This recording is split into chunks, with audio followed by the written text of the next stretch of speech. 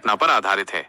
हाल ही में उत्तर प्रदेश के वाराणसी शहर से एक अत्यंत विचलित करने वाली खबर सामने आई है, जिसने समुदाय को गहरे सदमे में डाल दिया है। 8 अप्रैल 2025 को प्रकाशित समाचारों के अनुसार एक 19 वर्षीय युवती कथित तौर पर 6 दिनों तक सामूहिक दुष्कर्म का शिकार बनी। इस भयावह घटना में पुलिस ने एक प्राथमिकी दर्ज की है और प्रारंभिक रिपोर्टों से संकेत मिलता है कि 23 लोगों के एक समूह ने इस जघन्य अपराध को अंजाम दिया। खबरों में यह भी बताया गया है कि युवती को नशीला पदार्थ दिया गया, जिससे वो बेहोश हो गई और फिर उसकी असहाय अवस्था का फायदा उठाकर इन अपराधियों ने अपनी क्रूरता की हदें पार कर दी।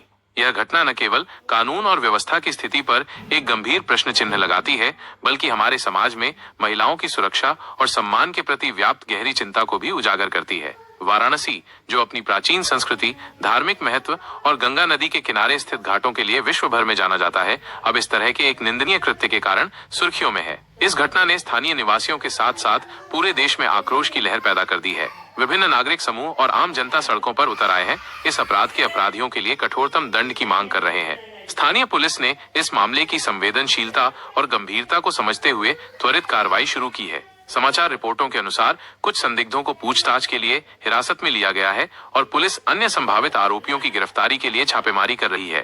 हालांकि अभी तक सभी कथित अपराधियों को पकड़ा नहीं जा सका है, जिससे जनता में बेचैनी और गुस्सा और बढ़ रहा है।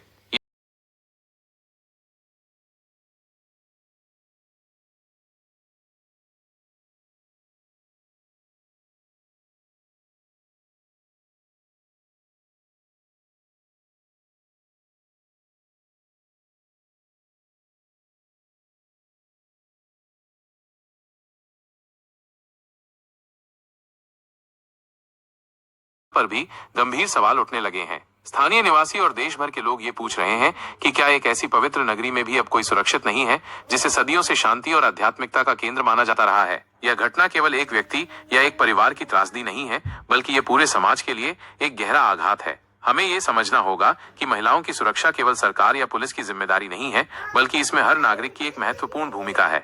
हमें अपने बच्चों को ऐसी शिक्षा और नैतिक मूल्य देने की आवश्यकता है जो उन्हें दूसरों, विशेषकर महिलाओं के सम्मान और अधिकारों के प्रति संवेदनशील बनाए। यह भी अत्यंत आवश्यक है कि ऐसे अपराधों के पीड़ितों को न केवल तत्काल कानूनी सहायता और चिकित्सा सुविधा मिले, बल्कि समाज भी उन्हें भावनात्मक और सामाजिक समर्थन प्रदान करे, ताकि वे इस दर्दनाक अनुभव से उबर सकें और अपने जीवन को फिर से सम्मान और सुरक्षा के साथ जी सकें। ये दुखद घटना हमें ये भी दिखाती है कि प्रौद्योगिकी और सोशल मीडिया के इस आधुनिक युग में भी कुछ अपराधी बेखौफ होकर अपने घिनौने मंसूबों को अंजाम दे रहे हैं। पुलिस का कहना है कि वे इस मामले में हर संभव वैज्ञानिक और पारंपरिक सबूत जुटा रही है और उनकी पूरी कोशिश है कि जल्द से जल्द सभी दोषियों को गिरफ्तार किया जाए और उन्हें कानून के अनुसार कड़ी सजा मिले। हालांकि सबसे महत्वपूर्ण सवाल ये है कि क्या सजा मिलने के बाद ही हम संतुष्ट हो जाएंगे, या हमें एक ऐसे समाज का निर्माण करने के लिए काम करना चाहिए जहां ऐसी भयावह घटनाएं कभी न हो। इसके लिए समाज के हर स्तर पर जागरूकता बढ़ाने, संवेदनशीलता विकसित करने